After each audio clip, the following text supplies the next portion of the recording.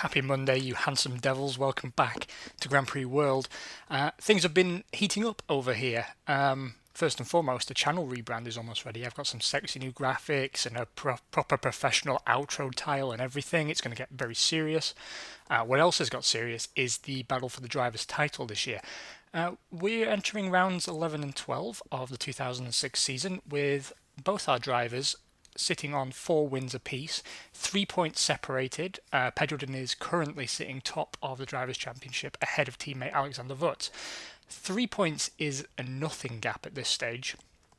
And obviously we're very happy to be there because that means we're in very good stead for the Constructors' Championship. We definitely want to retain that.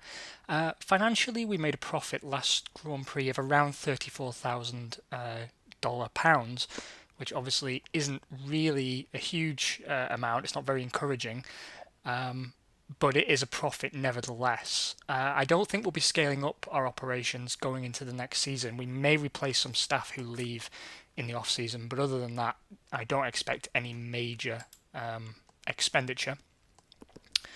We are behind on next year's car. We've just finished the CFD simulation phase, though, in a single round. That is pleasing. So we can now go on to modelling next year's chassis. I've certainly moved a lot of our resources over to next year's car. Absolutely vital to do that. Can we get one more? Can we get one more upgrade package on our car? I think we can. And you know what? I think we will. First of all, let us build the C-Spec car. That bumps us from 66 to 72%. That is a significant gain. Let's get on that straight away. We want that on the car immediately so good things can happen. We also have a performance upgrade for the electronics. That's also good. I probably sound a little bit weird. I don't know why, but it's been a really hot day here today in Berlin, and I just got home from work and I jumped in the shower, so I was nice and fresh for all you handsome people. And as soon as I got out, I've got a really sore throat and I don't know where it's come from. It sucks. Wow, testing is expensive this time round. We better make the most of it then.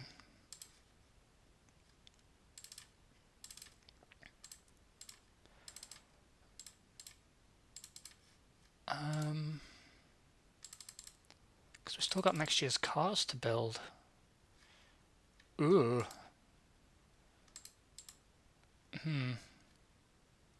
I'm tempted not to test, actually. But if I don't, then we won't get another upgrade.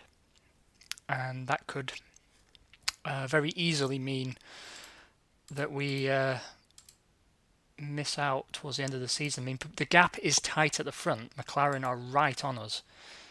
But this is the beauty of the game, I suppose. I really don't know if I've done enough testing in either field either, with only 150 miles. We do have the testing rig, though. Let's risk it for a biscuit.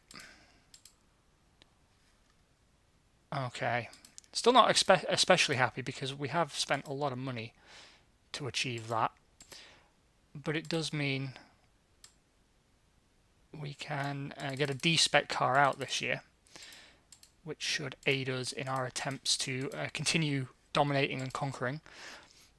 I'm still gonna focus on performance, I think. Actually, no, we'll get a reliability upgrade on the suspension. Doesn't hurt, does it? A bit of reliability here and there. Okay, so now I'm gonna spend the points we earned in testing on development. That gives us a bit of a boost here and a bit of a boost there, and a bit of a boost everywhere. Always good to get a Brucey bonus. All our staff roles are locked down. Our finances are a mess, though. They really are. But in good news, we've got a 1-season deal in place now with Hewlett-Packard. Let's sign that up. And we've got a 1-season deal in place with HSBC. Smash-a-rooney. I think that should fill all our sponsor slots. Yes, it does. And we've gained a little under 2 million over last year, potentially. The aim now is to really tie down all these bonuses, get some guarantees. We've got a 2-season guaranteed deal from Murano now. That's perfect. We also have a guaranteed deal for tyres. No guarantee yet for Mobil 1, but we will work on it. And our priority now is the 2-season deal with Danker. And Castrol, actually no, PIAA are the big spenders. No one's really giving us any 2-season deals right now, but we will try and charm the pants off our major backers. So Danker, Castrol, and PIAA are the majors. I'm going to leave 5% on the Hewlett-Packard deal because it should be a little bit easier to get some bonuses out of those guys. That means our priorities shift over here, and we want to bring... Oh, Danker are going somewhere else. Never mind. That means PIAA... Oh, Castrol are going somewhere else as well, apparently. Did I read that right? Yeah. Okay, then Mobil 1. And we will try and get some guaranteed cash for next year, because as we recall from throughout this playthrough, if you don't get the guarantee, the actual money you get is pretty variable. It's been fairly steady for us this season, you can see on the chart here, but that's because our performance has been really strong. It also means that we managed to secure a lot of guaranteed income. You can see here actually we were promised 33.7 million, and we're on target to get 33.4. There's a very minor discrepancy, probably as a result of some deals not being totally guaranteed, and there's been the odd little dip here and there. You can see we're up and then down just ever so slightly. We want to iron that out as much as possible. It's good to have a known income, just so you know what you're working with. Right, let's repair our newly upgraded cars. I'm not going to build any spare parts. We spent quite enough money going into the German Grand Prix. A little bit of a racial stereotype for you there on a Monday. Why not? I thought the game was going to crash there. I'm going to save the game. That's what I'm going to do. It's good to be safe. Don't want to have to repeat it all again. That means I'm going to continue leaving the guys pushing as hard as they have been. Going to set up the cars now, focusing on the performance attributes. We'll set Verts up for dust, and we'll set the Niz up for a dry jumper. Smashing. I don't believe we have any upgrades to deploy. No, we don't, because we didn't do anything with the wet weather tyres. So all the driver aids are fitted, everything looks good. We're still running Verts on the soft compound, Deniz on the hard. So far, the hard compound seems to have been the one to be on, but who knows how long that will continue. We continue to be the dominant Goodyear team, and I believe we're with Goodyear again next year. Probably the smarter thing to do would have been to switch to Bridgestone, since that seems to be the more friendly tyre, and it's just our ability to develop it that is getting us up where we are, rather than the tyre itself being especially competitive innately. 23 degrees, cloudy with a strong wind. Okay, not an especially auspicious qualifying session there. David Coulthard taking pole for Ferrari. That's another pole in the bank for him. 142.017. Mika Hakkinen, it takes second, first of the McLarens, ahead of teammate Eddie Irvine.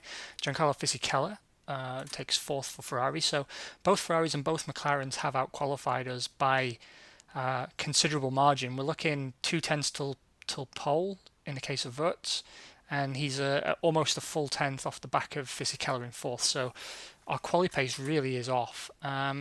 This time though, Verts does out-qualify Pedro Diniz, showing that the soft tyre does have a little bit more of a raciness to it this time out.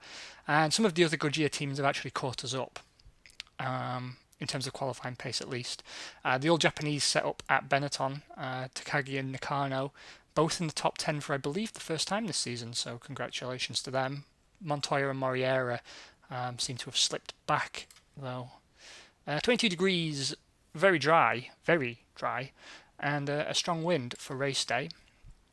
I'm not sure if that's necessarily going to help us or not, but we're going to put fresh rubber on everyone. Deniz may gain out of the one stop as usual. He'll be on a 23-22 split, quite a long lap here, so the overall lap count is lower. Alright everyone, best of luck. Let's hope we can continue. We did have a bit of a wobble the episode before last, and I got a little bit concerned that we were about to crest a wave and begin a decline, but then we pulled out two amazing results consecutively. So here's hoping that continues, because the gap in the drivers is very, very close. Eddie Irvine is by no means out of the picture, and he is in front of both cars at this race. Smashy, smashy. Oh, that's not good. Alexander Wurz out with engine failure. David Coulthard wins from pole, 1:22.07.983, ahead of teammate Giancarlo Fisichella.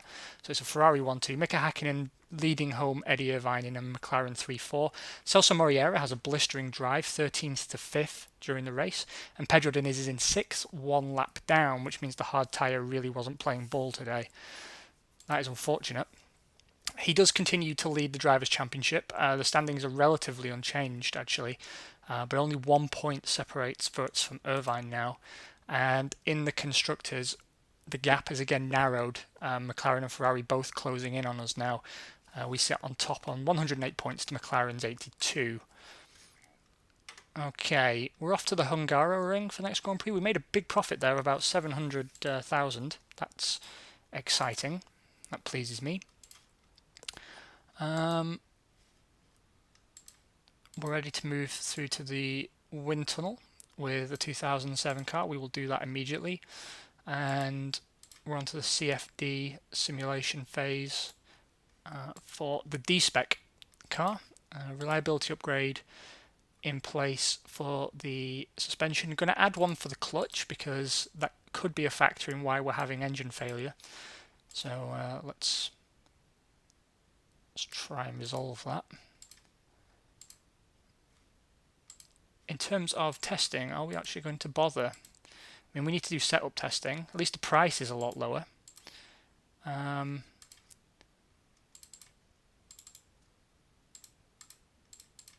I think we will. Testing is complete. So we'll deploy our points. And then we will do some repairs, build some spare parts, and we'll get on the road again pretty much immediately, wrap out the episode.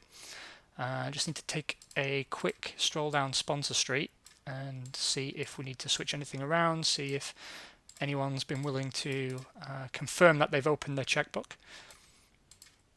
Again, though, the fact that we've gained year on year in terms of sponsorship, we shouldn't forget that due to my incompetence, we are losing Pedro Diniz's 8 million a season. We're replacing it with about 3 million from Shinji Nakano. So our net loss, including new sponsorship, will only be 2 to 3 million. But I mean, that's all we've got in the bank right now. So we shouldn't rest on our laurels, even though we've had a very good season in terms of attracting sponsorship. It couldn't be hugely better. We're closing in on some sort of guarantee from Danker. That's good. We're starting to boost our income from the other sponsors as well. Really pleased to have that guarantee on the team sponsor deal for 2 seasons. That's huge for us. Still no guarantee for Mobile One, but we are bringing them to our party, so hopefully they change their tune. The car's repaired. We've built enough spare parts. We spent a lot of money. So let's see what we get for it. We'll go for brakes. Yeah, we'll focus on the performance attributes, I think. I think that is important.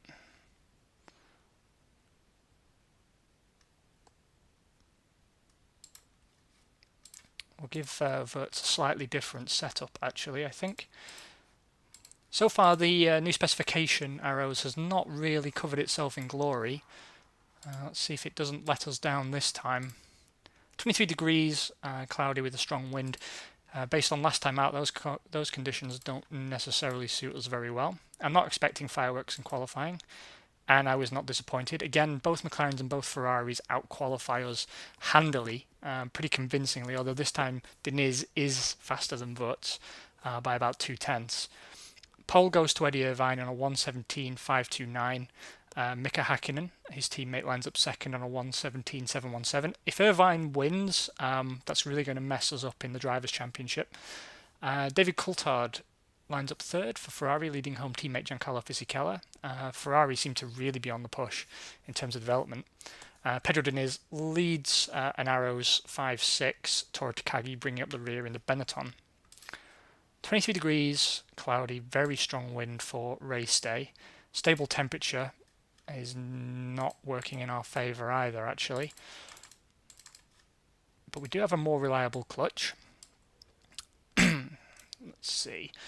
On 39-38 split, if my maths is serving me correctly. Nice, didn't make a complete fool of myself. Alright, so basically what we need is a heroic drive, particularly from Diniz. He's the one best placed. He seems to be on the most competitive tyre. He's on the most aggressive strategy. We need him to get in front of Irvine somehow. Or we need an Irvine DNF. Coulthard can get away with a win and still be behind us, but we really are we really are coming down to the wire here. I mean, it is entertaining at least, but I'd really rather have the championship in the bag. Let's see. Well, we got something. Just a third. Oh, Eddie Irvine takes the win from McLaren, 146.29628. David Coulthard takes second for Ferrari, 146.49981. Pedro Diniz rounds out the podium, 146.56967. Mika Hakkinen and Giancarlo Fisichella split the arrows, with Alexander Wurz taking the last points-paying position. We continue to be the top Goodyear team. In the Drivers' Championship, Eddie Irvine now leads by a single point over Pedro Diniz. Alexander Wurz moves down to third, just 4 points clear of David Coulthard. In the Constructors' Championship, McLaren closed the gap yet again. Arrows now sitting on 113 to McLaren's 95, with Ferrari sat in third on 84, while Williams, Sauber and Jordan have a penis shrivelling 20 between them. Yeah, it's going to go down to the wire, guys. Please do join me next time to see how we can get through rounds 13 and 14, particularly Belgium, which is obviously a high-speed circuit, and it seems we're having some troubles. I hope you've had an amazing start to the week. Monday was kind to you. You had a good weekend and all that good stuff. I will be back with you tomorrow, so take it easy. Bye-bye.